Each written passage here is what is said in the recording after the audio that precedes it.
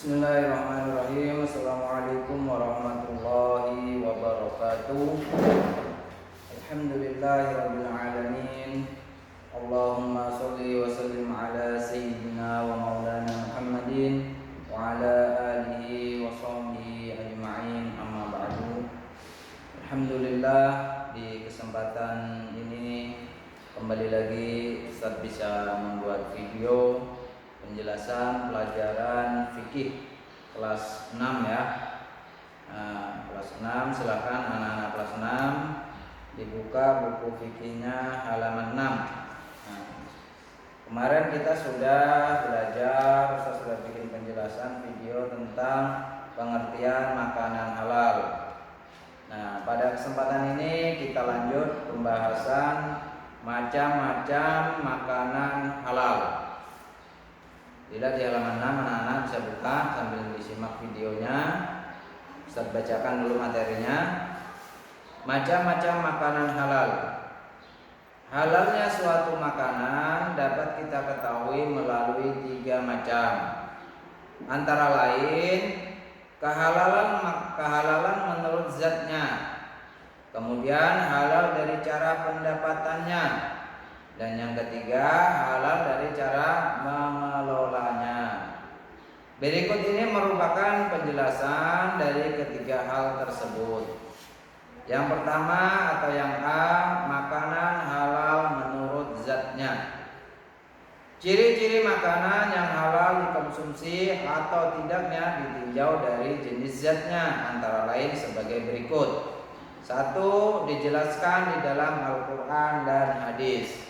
Nah, jika di dalam Al-Quran atau dalam hadis disebutkan bahwa makanan ini haram, maka itu sudah menjadi kepastian bahwa makanan tersebut makanan itu haram karena ada disebutkan di dalam nas Al-Quran. Contoh seperti anjing dan babi, zatnya itu adalah haram karena memang Al-Quran menyebut seperti itu.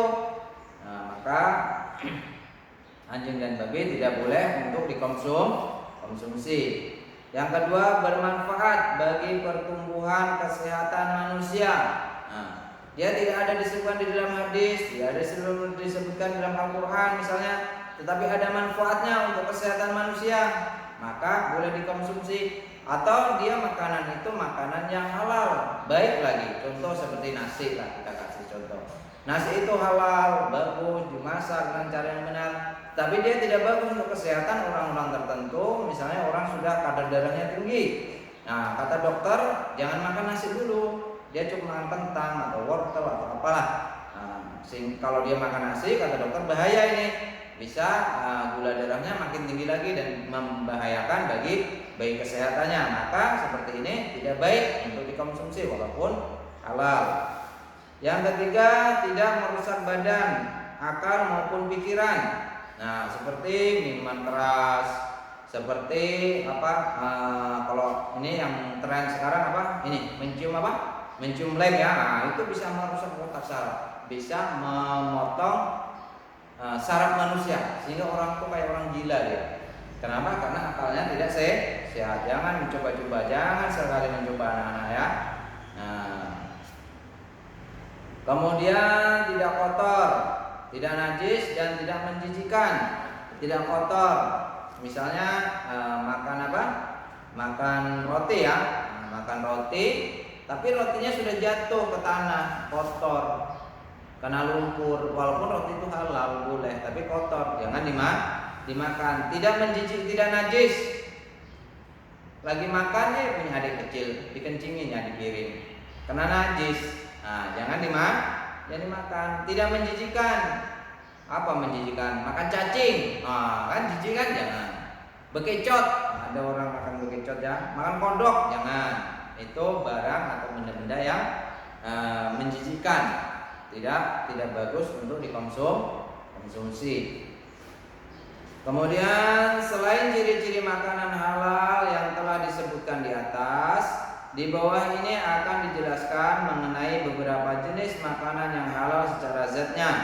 Adapun jenis-jenis makanan yang halal secara zatnya antara lain sebagai berikut. 1. Makanan halal dari darat.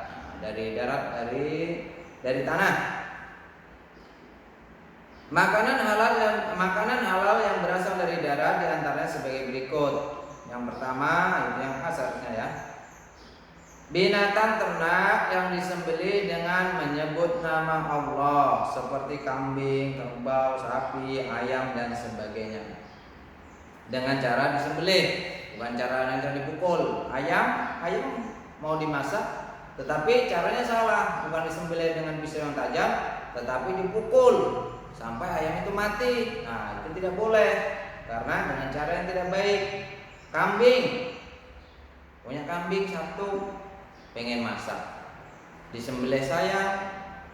Kalau disembelih sayang, tapi orangnya pengen makan kambing, akhirnya buntut kambing dipotong, dibikin sop. Kambingnya hidup, nggak ada buntutnya, boleh? Tidak boleh. Nah, dengan caranya adalah dengan cara disembelih, dengan cara menyebut nama Allah, bukan untuk berhala. Kalau disembelih juga tapi untuk berhala, zaman dulu ada berhala. Nah, untuk sesajen, nah maka itu tidak boleh.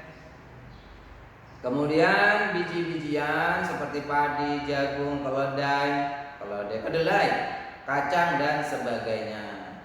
Nanam kacang, nanam jagung, nanam apa lagi? Nanam kedelai. Nah, itu boleh dikonsumsi karena makanan yang tumbuh di darat. Ubi-ubian seperti kentang, wortel, lombok, ketela pohon, ketela kayu, ketela ubi, ketela rambat, apalagi ya macam-macam ketela lah, terong dan lain sebagainya. Jenis ubi-ubian lah, sayur-sayuran boleh. Kemudian sayur-sayuran seperti bayam, kangkung, sawi, keledai selada dan sebagainya. Sayur-sayuran apa aja yang ada di kebun boleh dimakan. Tapi kebun kita ya, kalau kebun orang jangan. Itu mencuri, akhirnya dengan cara yang tidak benar, benda yang halal bisa menjadi haram, diperoleh dengan cara yang tidak benar. Buah-buahan seperti anggur, mangga, rambutan, durian, apalagi kanas, macam-macam lagi buah-buahan. Nah, itu boleh dikonsumsi. Tapi jangan terlalu banyak, makan durian kebanyakan sampai akhirnya darah tinggi, itu bahaya juga. Yang kedua, makanan halal dari air. Nah, tadi yang disebutkan adalah makanan halal dari daratan. Sekarang yang berasal dari air apa aja? Semua makanan yang berasal dari air, baik air tawar maupun air laut atau air asin, halal dimakan. Seperti yang pertama, binatang yang hidup di air tawar seperti ikan lele, ikan gurame, ikan belut, ikan haruan, ikan pepuyuh, apalagi? Semua ikan-ikan lah. Semua ikan-ikan itu halal dimakan dan tidak perlu disembelih, tangkap atau dipancing atau diserok, langsung bersih perutnya, goreng, dibakar boleh, tidak perlu disembelih. Binatang yang hidup di air asin atau air laut seperti ikan tongkol, cumi-cumi, kerang dan sebagainya, ikan tenggiri, ikan apa lagi? Ikan layang, pokoknya semua ikan yang di laut itu semuanya boleh dimakan, boleh dikonsumsi. B. Makanan halal menurut cara perolehannya. Yang tadi yang A, makanan halal menurut zatnya ya. Sekarang menurut perolehannya. Makanan yang halal juga harus diperoleh dengan cara yang halal. Salah satu cara untuk memperoleh makanan yang halal ialah dengan berdagang, bertani, beternak dan lain sebagainya. Pengen makan kambing ya harus beternak, pengen makan ayam beternak, walaupun boleh kita beli di pasar. Atau dengan cara bertani, pengen makan jagung, pengen makan sawi, pengen makan bayam, tanam, bertani. Atau bisa juga kita dengan cara berdagang, yaitu membeli sayur atau membeli ikan, membeli sapi dan lain sebagainya juga boleh. Artinya harus diperoleh dengan cara yang benar, bukan dengan cara mencuri, merampok, membegal dan lain sebagainya ya. Itu tidak boleh. Adapun syarat Islam menentukan beberapa cara dalam memperoleh makanan halal, antara lain sebagai berikut. 1. Tidak diperoleh dengan cara yang batil atau tidak sah, sebagaimana firman Allah Subhanahu wa taala dalam surah Al-Baqarah ayat 188. Bismillahirrahmanirrahim. Wala taqulu amwalakum bainakum bil batil.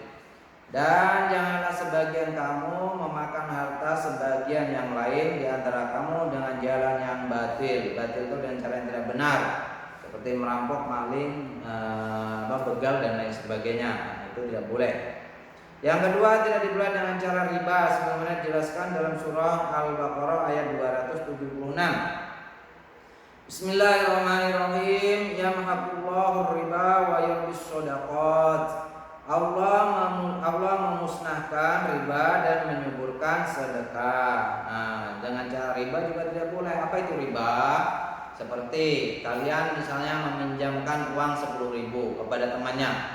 Kata temannya, nah uang ini 10.000, kamu boleh pinjam, tapi minggu depan kembalikan ya.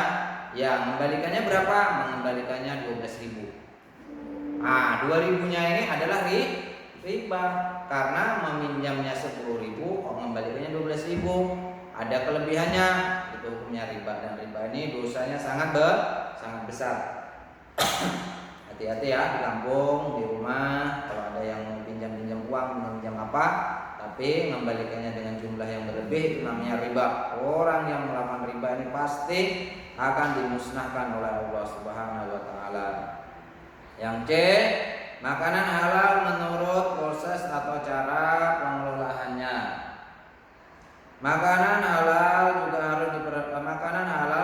harus diperhatikan dari cara pengolahannya. Cara mengelola makanan yang halal misalnya bisa dilihat dari proses menyembelih binatang ternak seperti kambing. Kambing disembelih atau kambing sebelum dikonsumsi harus disembelih dengan menyebut nama Allah. Selain itu juga harus dicuci terlebih dahulu agar bersih dari kotoran dan najis. Walaupun kambing untuk halal tapi tidak dipotong seperti tadi, ayam halal tidak disembelih dan cara dipukul sampai ayam itu mati, maka ayam tadi tidak menjadi ayam yang halal, tidak boleh dimakan. Kenapa? Karena caranya tidak benar. Berdasarkan keterangan di atas dan disimpulkan bahwa jenis makanan yang halal dapat dikelompokkan menjadi 4 jenis berikut. 1. Semua makanan yang baik, tidak kotor dan tidak menjijikan. Yang kedua, semua makanan yang tidak diharamkan oleh Allah Subhanahu wa taala dan Rasul-Nya. Yang ketiga, semua makanan yang tidak berkaitan, yang tidak memberikan mudarat, tidak membahayakan kesehatan jasmani, tidak merusak akal, moral dan akidah. Yang keempat, binatang yang hidup di air, baik itu air laut maupun air tawar.